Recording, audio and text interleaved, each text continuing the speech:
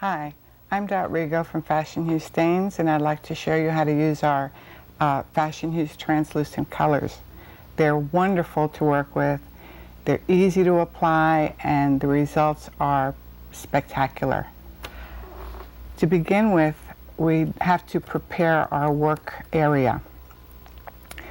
I like to use as a palette freezer wrap paper. You could buy this in a grocery store, and it's a plastic coated paper. It's plastic on one side and paper on the other. I like to use the plastic side up. The reason I like to use it, it's a white surface. You can see your colors when you mix your colors on it, and it's perfect. And when you're done, you just throw it away. You have no tiles or palettes to wash. You'll need a water container, and another good thing to have are baby wipes. That's to save you jumping up and washing your hands every so often.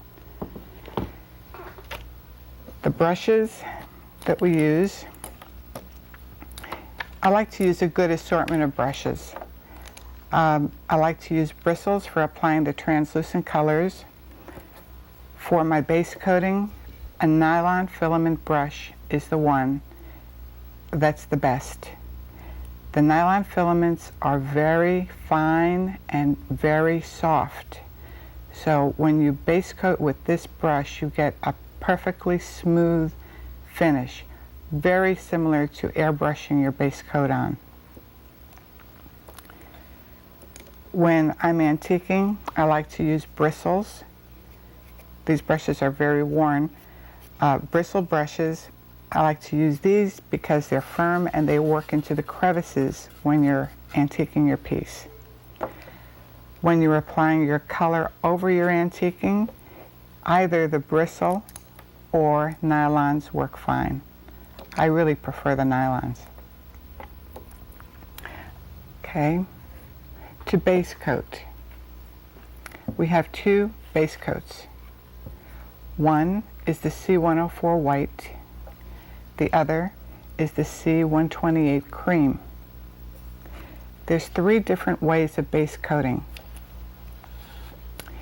You can apply 2 coats of the white directly onto your bisque, and of course you're going to allow adequate drying time between coats. Another way is to put 1 coat of cream onto your bisque. It's very easy to see the cream on the white bisque. The second coat, you'll be using your 104 white. The third way of doing it is to apply 2 coats of cream. I'd like you to try all 3 ways to see which one works best for you. This piece has been base coated with 1 coat of cream and 1 coat of white, so this is ready to antique. Before we antique, you really should check the piece for any unpainted areas. You use the antiquing solution,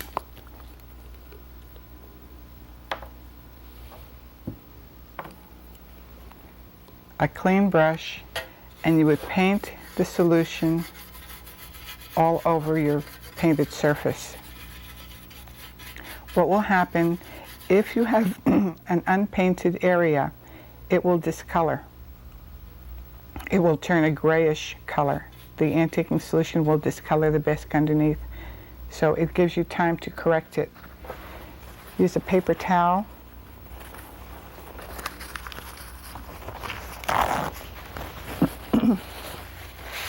Dry the area off and simply touch up with the white, of course using a clean brush. You're going to continue checking the entire piece. If you don't do this step, when you antique, and if there is an unpainted surface, the antiquing is going to soak into the bisque and you're not easily going to remove it without having to rebase coat it again. So this is a necessary step to use.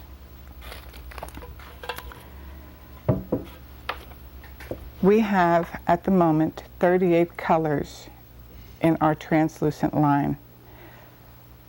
You can use any one of these colors as an antiquing color. The brown, of course, is the most popular. but you could use Mediterranean, you can use gray if you want something in in pastel colors. You could use cocoa, charcoal, just any one of the colors will be fine. Of course, it depends on what project you're doing. We're going to be working on this turkey because I couldn't think of a better piece to show you on all the different ways you can use the colors. We're going to be antiquing, we're going to be applying color with a brush, we're going to be rouging colors, over colors, we're going to be shadowing, we're going to be doing lots of things on this turkey, so we'll get started now. Going to use the S18 brown and the blending media. Shake your colors up.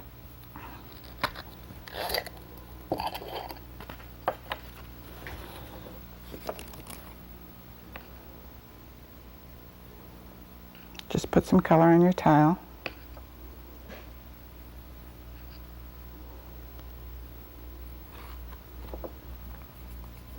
The blending media, just a few drops alongside the brown.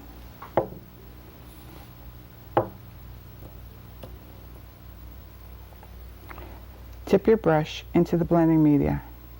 That much, that's all. Swirl it into the brown.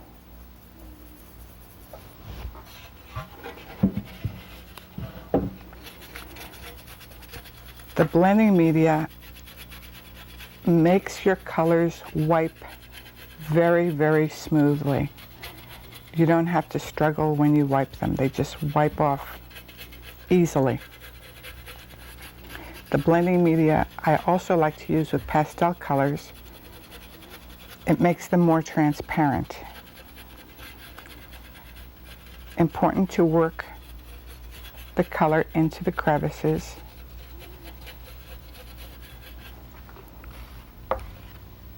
We're going to be wiping this with a piece of t-shirt material. Many different kinds of t-shirt material. There's t-shirt material with ribs in it. That's not good because you're going to get marks with it. You want nice soft t-shirt with a very tightly tight knit. Roll your t-shirt into a pad, very similar to this, and very gently start wiping.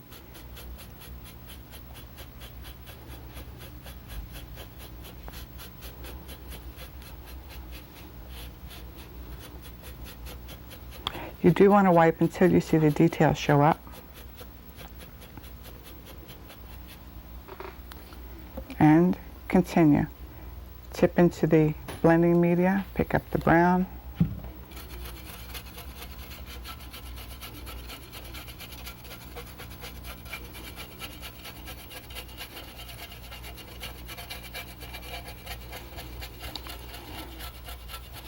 This brown is so pretty that you could even complete pieces done in monotones using the brown.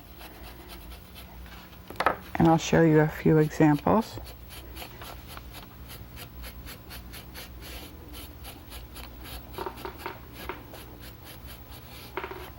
Painting in monotones means using one color on a piece, and simply by lightening and darkening different areas, you can complete a piece. For instance, this little moose, this was antique just with the brown, and his ears or his antlers were lightened up, and just a little bit of black was put on his nose and his hoofs. But this was just decorated in the brown.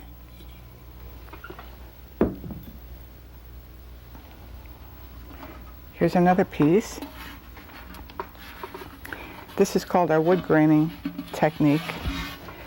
This was done with a lot of blending media and the S18 brown.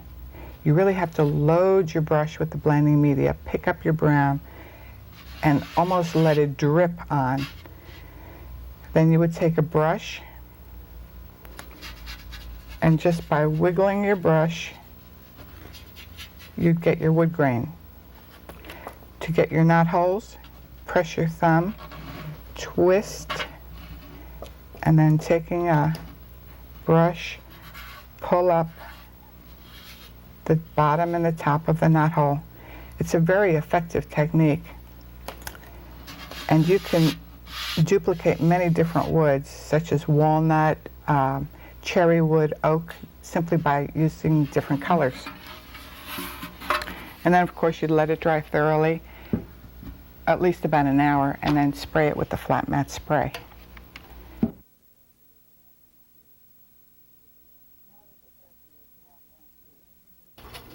Now that the turkey is half antiqued, we're going to go on to the next step, which is to lighten different areas. I'm going to be using antiquing solution on a cloth, and we're going to lighten up this head and beak.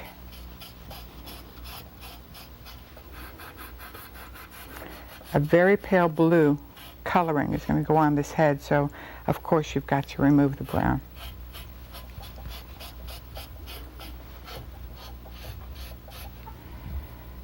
Also going to lighten all of the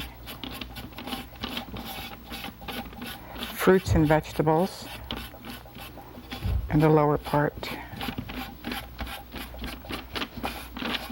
Just lightly. You don't have to get all the color off. You just want to wipe off enough brown to see the detail. And of course you never work into the crevices. That's where your shadows are. So if your color is in there, and even if it's in there rather heavily, leave it in there. Where you can't reach with your finger, leave it alone. Another important part to lighten are these wings. A little bit more antiquing solution and get them nice and light.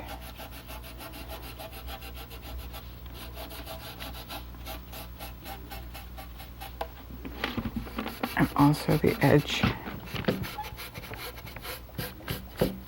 of the tail.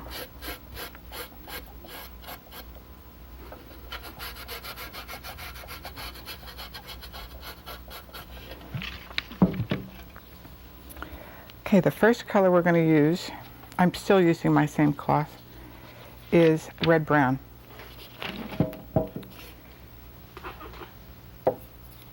I usually like to keep my bottles of color turned upside down, and it's only to see the colors easily when I need to get a color. If they're all standing up with the caps up, it makes it more difficult. Then you have to read the labels. Just a couple drops of the blending media into the red-brown. Stir it with a brush. Use your cloth. Always a pad, never wrap it around your finger. Pick up a little bit of color. Work it into the cloth to distribute it. And you're removing a little bit of the excess color. With this color that's left, you're going to highlight the body.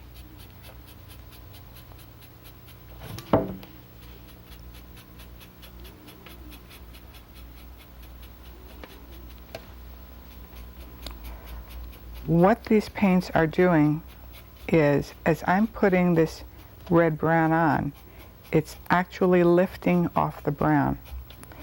Always leaving your colors with that beautiful translucency. It's not a buildup or a chalky color. It's just a smooth layer of color. The next color I'd like to put on will be the color for the wing.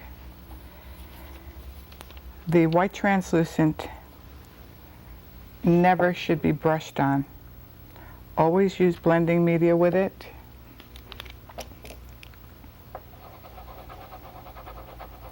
And the color should be rouged on.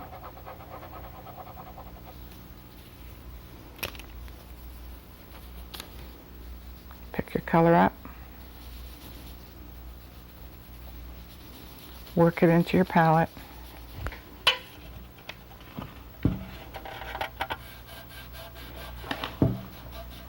Most times when we want something white, we'll dry brush.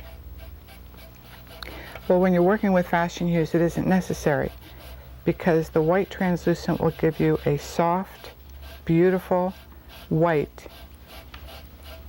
with absolutely no effort. Changing my cloth.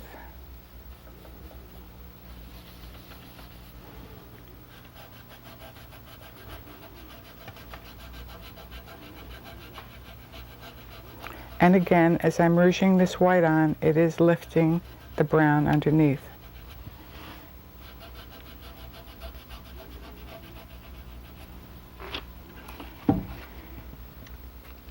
Another really important thing I can show you, I don't think I could show you anything more important than what I call shadowing. Shadowing means adding deeper color in crevices. Use your brown.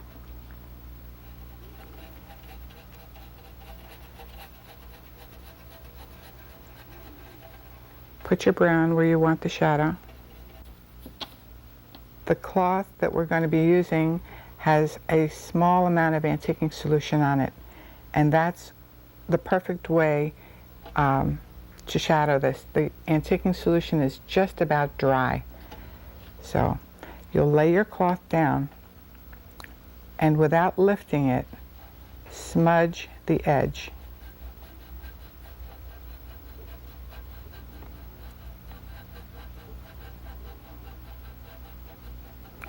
The idea is to work the brown, fading it into the white with no lines of where one color or another started.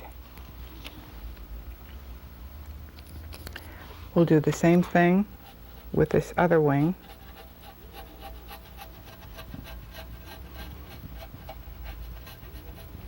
Brush it on.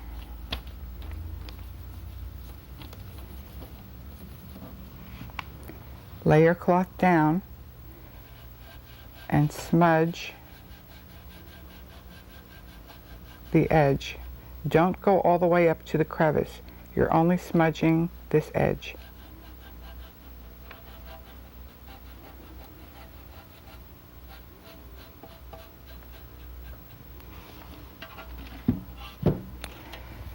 Okay, to complete the wing, I'm going to use the black translucent and a square brush. Pick the black up, get most of the paint out of it, and you're going to stipple lines going right across the wing.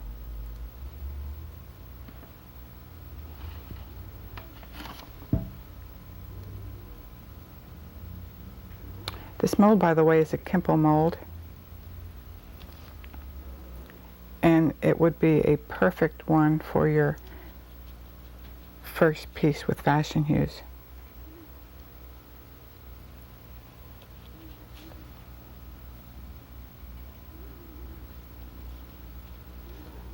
When you're doing any type of wildlife painting, whether it's birds or animals or whatever, it's always good to have a good photograph, a good color reference of what you're painting. It's difficult to rely on memory.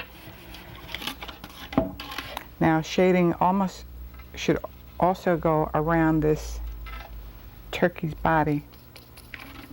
So you can see I do use this a lot. That's what really makes your pieces look natural.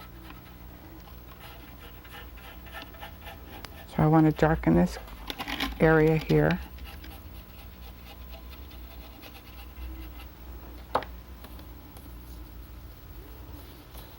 Again, a pad of cloth and smudge the edge.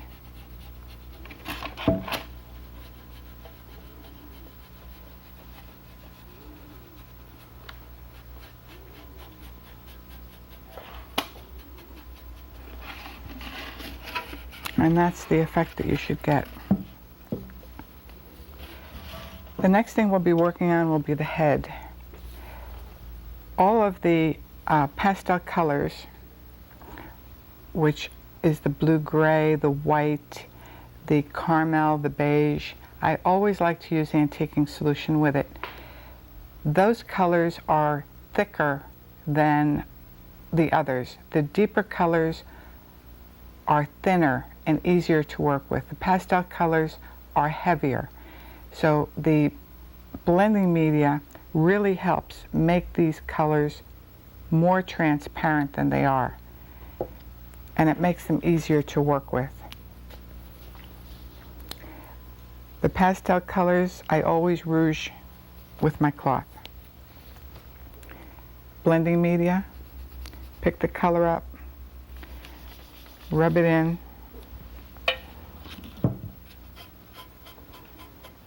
and apply it.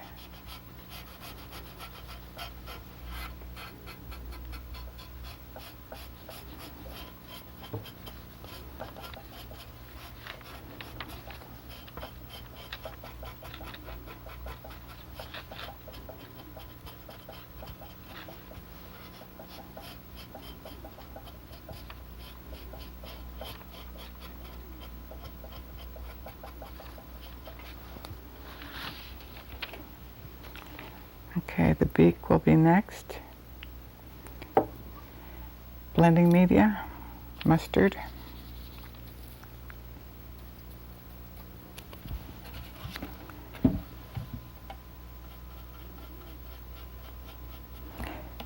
As you can see, the colors can either be rouged on or brushed on. The colors cannot be left on solid like an acrylic. They must be wiped or they must be blotted.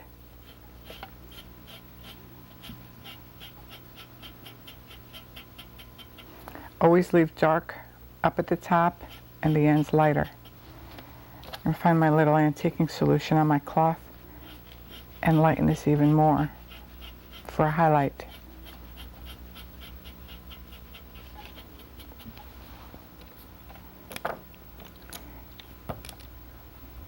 The bottom of this swaddle, I'm going to be using the S15 red. Red is a very weak color, so you have to be very gentle with it. You don't use any blending media at all. I'm going to brush it on.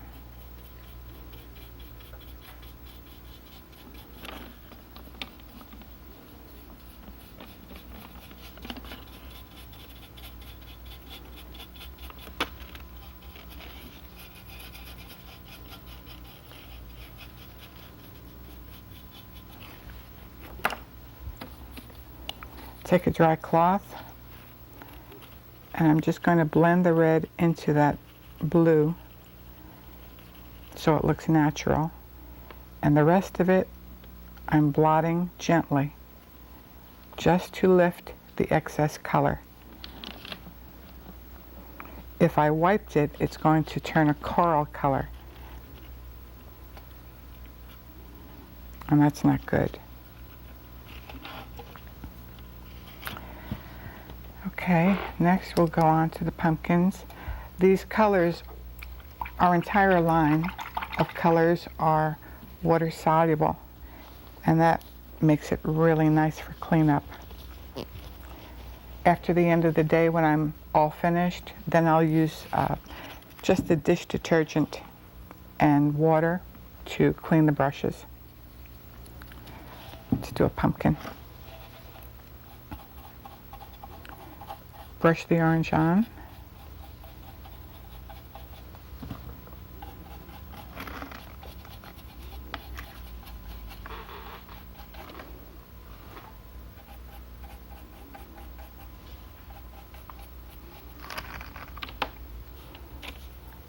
Take your cloth, blot,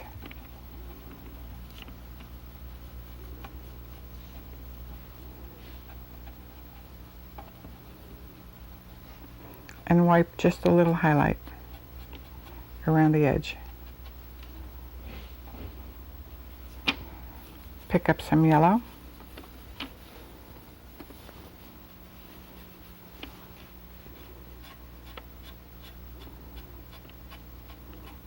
And this is called rouging one color over another.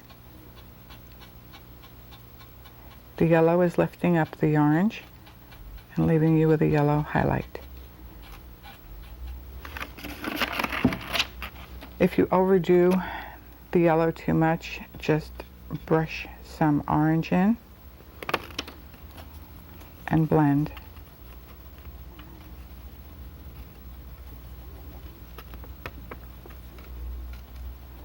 Colors are very, very intense.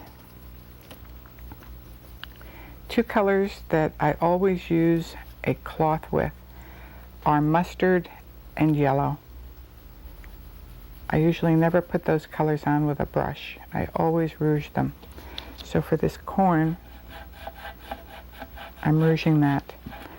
If I had brushed this mustard on, the mustard would go in all the little crevices of the kernels and I'd lose the brown. But by rouging it, it's perfect.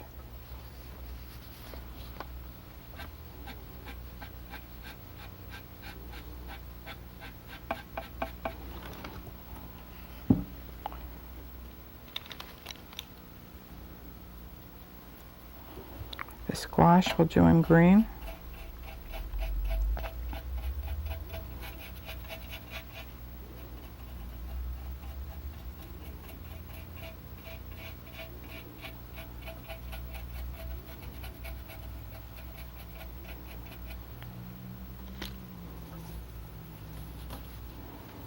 Blot your color first.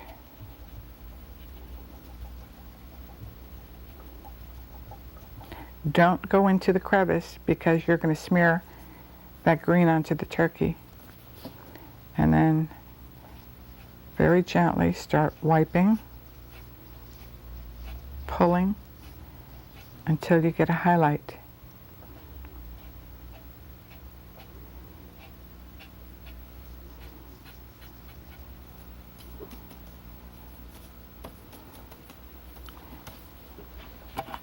This little acorn here will just be natural. We're not going to put any color on that at all, except the brown. We'll go over the cap. Come down, a little down the sides of this acorn. And pull another shadow into the bottom of the acorn. I use the shadowing a lot because I think it looks good and it makes your pieces look really professional. Okay, now with your leaves, these colors are all intermixable. I didn't mention that, but you can get some beautiful, beautiful colors other than the 38 that we already have. This color here is Mediterranean. It's sort of a grayish, greenish, yucky color, but it's perfectly neutral. It's beautiful to use for antiquing, and I also like to mix it with colors to tone them down. For instance, I like to mix the Mediterranean in with the green because it gives it a nice soft, warm green. Don't be afraid to mix colors because you can come up with some beautiful effects. Okay, we're going to be changing. The reason I mix the Mediterranean in with the green is I want it to be a different shade than this squash. So let's just apply that.